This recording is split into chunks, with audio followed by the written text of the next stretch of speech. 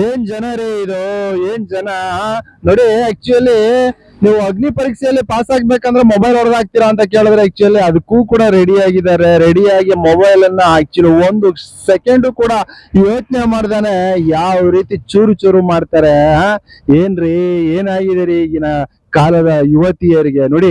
ಅವ್ರು ಇನ್ಸ್ಟಾಗ್ರಾಮ್ ಅಲ್ಲಿ ಇಲ್ಲ ಅಂತ ಅಂದ್ರು 70,000 80,000 1.5 ಲಕ್ಷ 2 ಲಕ್ಷ ಫಾಲೋವರ್ಸ್ ಇರ್ತಾರೆ. ಆಯ್ತಾ, ಒಂದೊಂದು ಕಮರ್ಷಿಯಲ್ ಯಾರಾದ್ರೂ ಹೊರಗಡೆ ಒಂದು ವಿಡಿಯೋ ಮಾಡ್ಕೊಡಿ, ನಮ್ದು ಪ್ರಮೋಷನ್ ಮಾಡ್ಕೊಡಿ ಅಂತ ಅಂದ್ರೆ ಆಕ್ಚುಲಿ 5,000 10,000 20,000 ಚಾರ್ಜ್ ಮಾಡ್ತಾರೆ. ಆಯ್ತಾ, ಈ ರೀತಿಯಾಗಿ ತಿಂಗಳಿಗಿಲ್ಲ ಅಂದ್ರೂ ಒಂದ್ 50,000 60,000 ಲಕ್ಷಾಂತರ ರೂಪಾಯಿ ಕೆಲವರು ಸಂಪಾದನೆ ಮಾಡ್ತಾರೆ ಬರೀ ಪ್ರಮೋಷನ್ ಗಳಿಂದಾನೆ. ಅಂತ ಎಲ್ಲಾ ಇನ್ಸ್ಟಾಗ್ರಾಮ್ ಇರ್ತಕ್ಕಂಥ, ಫೇಸ್ಬುಕ್ ಇರ್ತಕ್ಕಂಥ, ಯೂಟ್ಯೂಬ್ ಇರ್ತಕ್ಕಂಥ ಎಲ್ಲಾ ಅಕೌಂಟ್ ಗಳು ಇದ್ರೂ ಕೂಡ ಈ ಯುವತಿಯರು ಈ ರೀತಿ ಹೊಡೆದಾಕ್ತಾರೆ. ಇದಕ್ಕೋಸ್ಕರ ಜಸ್ಟ್ ಅಗ್ನಿ ಪರೀಕ್ಷೆಯಲ್ಲಿ ಪಾಸ್ ಆಗೋಕೆ ಅಂತ ಅಂದ್ರೆ ಏನ್ ತಿಳ್ಕೊಂಡಿದ್ದಾರೆ, ಏನ್ ತಿಳ್ಕೊಬಿಟ್ಟಿದ್ದಾರೆ ಬಿಗ್ ಬಾಸ್ ಅಂದ್ರೆ ನನ್ಗೆ ಏನು ಒಂದು ಅರ್ಥ ಆಗ್ತಾ ಇಲ್ಲ.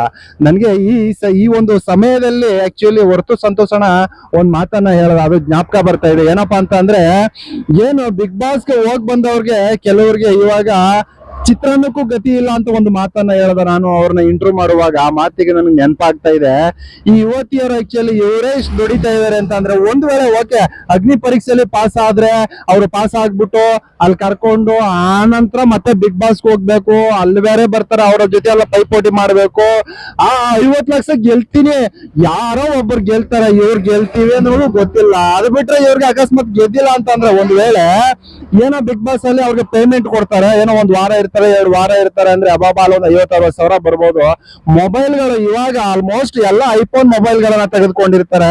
ಎಲ್ಲ 1.5 ಲಕ್ಷ 2 ಲಕ್ಷ ಆ ರೀತಿ ಇರ್ತವೆ ಆಕ್ಚುಲಿ ಐಫೋನ್ಗಳು.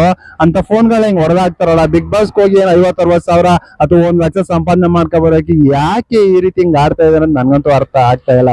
ಆಯ್ತಾ, ನಿಜವಾಗ್ಲೂ ಅಕ್ಕಿ ಹೊರತು ಸಂತೋಷನ ಹೇಳಿದ್ದು ನನ್ಗೆ ಇವಾಗಲೂ ಕೂಡ ಕಾಡ್ತಾ ಐತೆ. ಬಿಗ್ ಬಾಸ್ ಹೋಗಿ ಬಂದವ್ರಿಗೆ ಚಿತ್ರಾನ್ನ ಗತಿ ಇಲ್ಲ ಅಂತ ಹೇಳ್ತಾರೆ. ಆಕ್ಚುಲಿ ಕೆಲವರಿಗೆ ಇವಾಗ ಹಂಗೆ ಆಗಿರೋದು ನೋಡಿ. 13 ಸೀಸನ್ ಅರ್ಥ ಮಾಡ್ಕೋಕೆ ನೋಡಿ, ಇವಾಗ ಇದೇ ದೊಡ್ಡದು. 13 ಸೀಸನ್ಗಳಲ್ಲಿ ಆಕ್ಚುಲಿ ಎಷ್ಟು ಜನ ಬಂದು, ಒಂದೊಂದ್ ಸೀಸನ್ಗೆ 18 ಜನ ಅಂತೆಲ್ಲ ಬಂದ್ರು. ಅವರೆಲ್ಲ ಎಲ್ಲಿ ಕಾಣಿಸ್ಕೊಂಡ್ರು? ಅಲ್ಲೆಲ್ಲ ಪ್ರಥಮ್ ಸ್ವಲ್ಪ ಫೇಮಸ್ ಆಗಿ ಅಲ್ಲೊಂದ್ ಸ್ವಲ್ಪ ದುಡ್ಡು ಮಾಡ್ಕೊಂಡು ಅದ್ ಬಿಟ್ರೆ ಗಿಲ್ಲಿಗೆ ಒಂದ್ ಲೈಫ್ ಸಿಕ್ತು ಅನ್ನೋದ್ ಬಿಟ್ರೆ, ಪ್ರಥಮ್ ಕೂಡ ದುಡ್ಡು ಮಾಡ್ಕೊಂಡಿದ್ದ ಓಕೆ, ಆದ್ರೆ ಅವ್ನ ಹೆಸರು ಮಾಡ್ಕೊಂಡಿದ್ದ, ದುಡ್ಡು ಮಾಡ್ಕೊಂಡಿದ್ದ ಉಳಿಸ್ಕೋಕ್ ಬಂದಿಲ್ಲ. ಸಿನಿಮಾಗಳು ಮಾಡ್ತೀನಿ, ಪ್ರೊಡ್ಯೂಸ್ ಮಾಡ್ತೀನಿ ಅಂದ್ಬಿಟ್ಟು ಆಕ್ಚುಲಿ ಕೆಲವೊಂದು ಸಿನಿಮಾಗಳೆಲ್ಲ ಅಂತ ಹೇಳ್ಕೊಳ್ಳುವಂತ ಹಿಟ್ ಆಗ್ದೇನೆ ದುಡ್ಡನ್ನು ಕೂಡ ಲಾಸ್ ಮಾಡ್ಕೊಂಡು ಊರ್ ಕಡೆಗೆ ಹೋಗಿದ್ದಾನೆ.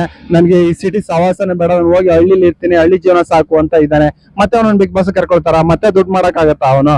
ಮತ್ತೆ ಅವನೇನಾದ್ರು ಈ ರೀತಿ ಬೇರೆ ಬೇರೆ ಪ್ರೋಗ್ರಾಮ್ಗಳಲ್ಲಿ ಅವನು ಇದ್ ಮಾಡ್ತಾರ? ಇಲ್ಲ, ಏನೋ ವರ್ಷಕ್ಕೆ 1-2 ಪ್ರೋಗ್ರಾಮ್ ಅಲ್ಲಿ ಟಿವಿಯರ್ ಕರ್ಕೊಳ್ಳೋದೇ ಹೆಚ್ಚು. ಆಯ್ತಾ, ಈ ರೀತಿ ತಮ್ಗೆ ಇರ್ತಕ್ಕಂತ ಪ್ರತಿಭೆ ಇರ್ತಕ್ಕಂತ ಮೊಬೈಲ್ಗಳನ್ನ ಆಯ್ತಾ ತಾವೇ ಲಕ್ಷಾಂತರ ರೂಪಾಯಿ ಸಂಪಾದನೆ ಮಾಡ್ತಾ ಇದೀರಿ. ಒಂದ್ ಇನ್ಸ್ಟಾಗ್ರಾಮ್ ಒಂದ್ ಅಥವಾ ಯೂಟ್ಯೂಬ್ ಏನೋ ಒಂದ್ ಇಟ್ಕೊಂಡು ಅಂದಾಗ ಆ ರೀತಿ ಹೊಡೆದಾಕ್ಬಿಟ್ಟು ಒಳಗಡೆ ಹೋದ್ರೆ ಏನ್ ಪ್ರಯೋಜನ? ಏನೂ ಇಲ್ಲ. ಇದು ಯಾವ ಆಲೋಚನೆಗಳು ಇಲ್ದೇನೆ ಈ ಯುವತಿಯರು ಇವತ್ತು ಮೊಬೈಲ್ ನ ಹೊಡೆದಾಕಿದ್ದಾರೆ. ಇನ್ನೊಂದು ಕಡೆ ನೀವು ಹಿಂದೆ ನೋಡಿದ್ರೆ ಆಕ್ಚುಲಿ ಯಾರೋ ಒಬ್ಬ ತಲೆ ಬೋಳ್ಸ್ಕತ್ತಿರೋದ ಕೆಲವರು ಆಕ್ಚುಲಿ ವಿನಯ್ ಹಿಂದೆ ಒಂದು ಪ್ರೊಮೋ ಬಿಟ್ಟಿದ್ರು. ತಲೆ ಬೋಳ್ಸ್ಕೋಬೇಕು ಅಂತಂದ್ರೆ ತಲೆನೇ ಬೋಳ್ಸ್ಕೊಳ್ತಾನೆ, ಮೀಸೆನೂ ಬೋಳ್ಸ್ಕೊಳ್ತಾನೆ.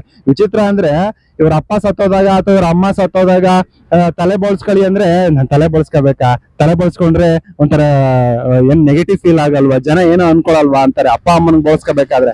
ಅದೇ ಇಂಥ ಶೋಗ್ ಬಂದು ತಲೆ ಬೋಳ್ಸ್ಕೊಳಕ್ಕೂ ರೆಡಿ, ಮೀಸೆ ಬೋಳ್ಸ್ಕೊಳಕ್ಕೂ ರೆಡಿ. ಆಯ್ತಾ, ಒಂದ್ ವೇಳೆ ಆ ಶೋ ನಲ್ಲಿ ಅವ್ರ ಏನೋ ಸೆಲೆಕ್ಟ್ ಆಗಿಲ್ಲ ಅಂತಂದ್ರೆ ಯಾವ ಮಟ್ಟಿಗಿನ ಒಂದು ಅವಮಾನ ಆಗುತ್ತೆ, ಜನ ಹೊರಗಡೆ ಯಾವ ರೀತಿ ಮಾತಾಡ್ತಾರೆ ಅನ್ನೋ ಒಂದು ಕಾಮನ್ ಸೆನ್ಸ್ ಇಲ್ಲ, ಸಂಬಂಧಿಕರು ಯಾವ ರೀತಿ ತಿಳ್ಕೊಳ್ತಾರೆ ಅನ್ನೋ ಒಂದು ಇದಿಲ್ಲ, ಒಂದು ಕಾಮನ್ ಸೆನ್ಸ್ ಇಲ್ಲ ಇವ್ರಗಳಿಗೆಲ್ಲ.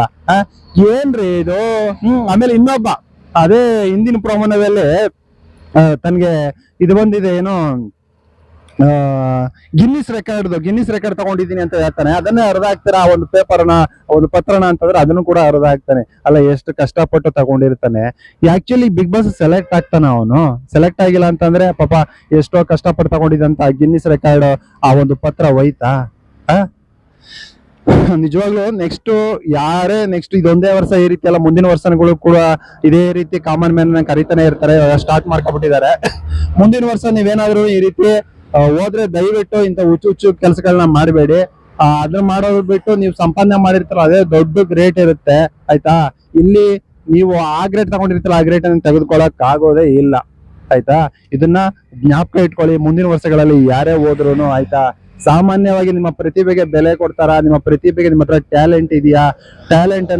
ಟ್ಯಾಲೆಂಟ್ಗೆ ಬೆಲೆ ಕೊಟ್ಟು ಕರ್ಕೊಳ್ಳಿ ಬಿಗ್ ಬಾಸ್ ಅಲ್ಲಿ. ಇಲ್ಲಾಂದ್ರೆ ಬಿಟ್ಟಾಕಿ. ಇವಾಗ ಬೆಳೆಯೋಕೆ, ತಮ್ಮನ್ನ ತಾವು ತೊಡಗಿಸ್ಕೊಳ್ಳೋಕೆ, ಸಂಪಾದನೆ ಮಾಡೋಕೆ ಬೇಜಾನ್ ಮಾರ್ಗಗಳಿದೆ ಇವಾಗ. ಆಗ್ಲಿ ಇನ್ಸ್ಟಾಗ್ರಾಮ್ ಅಂತೆ ಎಲ್ಲ, ಆಲ್ಮೋಸ್ಟ್ ಇನ್ಸ್ಟಾಗ್ರಾಮ್ ಇನ್ಫ್ಲೂಯೆನ್ಸರ್ ತಗೊಳ್ತಾ ಇರೋದು. ಅಂದ್ರೆ ಅಲ್ಲಿ ಏನ್ ಒಳ್ಳೆ ಫಾಲೋವರ್ಸ್ ಇರ್ತಾರೋ ಅವರನ್ನೇ, ಆಯ್ತಾ? ಅಂತದ್ರಲ್ಲಿ ಬೆಳೆಯೋಕೆ ಬೇಜಾನ್ ಇನ್ಸ್ಟಾಗ್ರಾಮ್ಗಳು, ಫೇಸ್ಬುಕ್, ಯೂಟ್ಯೂಬ್ ಅಲ್ಲೂ ಅರ್ನಿಂಗ್ ಮಾಡ್ಬೋದು. ಈ ರೀತಿ ಎಲ್ಲ ಬೇಜಾನ್ ಇದೆ.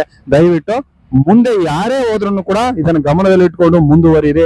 ಎಸ್, ಈ ಸಾರಿ ಬಿಗ್ ಬಾಸ್ ನಲ್ಲಿ ಇದೆಲ್ಲವನ್ನು ಕೂಡ ಮಾಡಿಸಿದ್ದಾರೆ. ವಿಚಿತ್ರ ಅಂದ್ರೆ ಈಗ ಏನು ಅಲ್ಲಿ ಕೂತಿದಾರ ಜಡ್ಜ್ ಆಗಿ, ಇವ್ರು ಯಾರು ಕೂಡ ತಲೆ ಬೋಳ್ಸ್ಕೊಂಡು ಹೋಗಿರ್ಲಿಲ್ಲ ಅಥವಾ ಗಿನ್ನಿಸ್ ರೆಕಾರ್ಡ್ ಹೊರದಾಕ್ಬಿಟ್ಟು ಅವ್ರು ಸೆಲೆಕ್ಟ್ ಆಗಿರ್ಲಿಲ್ಲ, ಆಯ್ತಾ? ಈ ಬರ್ತಕ್ಕಂಥವ್ರಿಗೆ ಮಾತ್ರ ಈ ರೀತಿಯಾದ ಒಂದು ಟಾಸ್ಕ್ ಗಳನ್ನ ಕೊಟ್ಟು ಏನೋ ಅವ್ರದ್ದು ಒಂದು ಏನಂತ ಮಾನ ಮರ್ಯಾದೆ ಎಲ್ಲಾನು ಕೂಡ ಒಂದು ಬಯಲಿಗೆಳೆಯುವಂತ ಒಂದು ಅಧ್ವಾನದ ಕೆಲಸವೂ ಕೂಡ ಆಗ್ತಾ ಇದೆ. ಎಸ್, ನೋಡಿದವರಿಗೆ ನಿಜವಾಗ್ಲೂ ಈ ಸಾರಿ ನಡೀತಾ ಇರ್ತಕ್ಕಂಥ ಈ ಒಂದು ಸೆಲೆಕ್ಷನ್ ಬಗ್ಗೆ ಏನ್ ಅನ್ಸುತ್ತೆ ನಿಮ್ಗೆ? ಫಸ್ಟ್ ಅದನ್ನ ಹೇಳಿ ಅಂತ ಈ ಜನಗಳಿಗೆ ಮತ್ತೆ ಜಡ್ಜ್ಗಳಿಗೆ, ಬಿಗ್ ಬಾಸ್ ಟೀಮ್ ನವರಿಗೆ ಎಲ್ರಿಗೂ ಕೂಡ ಅರ್ಥ ಆಗ್ಬೇಕು. ದಯವಿಟ್ಟು ಹೇಳ್ಬೇಕು ಜನ, ಹೇಳಿ ಅದನ್ನ.